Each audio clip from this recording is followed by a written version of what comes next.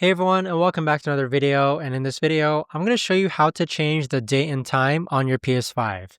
Now this video is going to be particularly useful for individuals. Let's say that you want to go ahead and change the date and time because you received your PS5 from someone else and the date and time are incorrect. How do you actually go ahead about doing so? Now this video is going to be short, sweet, and simple, guys. There's not going to be a lot of steps involved. But what we're first going to do is navigate to where it says Settings, scroll down and click on System. And then from here, you want to scroll down to where it says date and time and click on that. Now, next to where it says set date and time, you want to click on this. And then you can either set it manually or set it using the internet. So setting it using the internet is automatically going to set the date and time to like the universal time.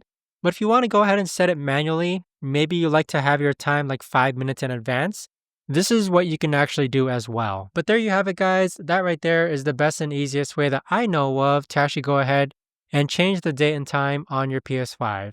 If you guys know of a better or easier way to actually do this, let me know in the comments down below. I would love to know. Thanks so much for watching, and I'll see you guys all in the next video.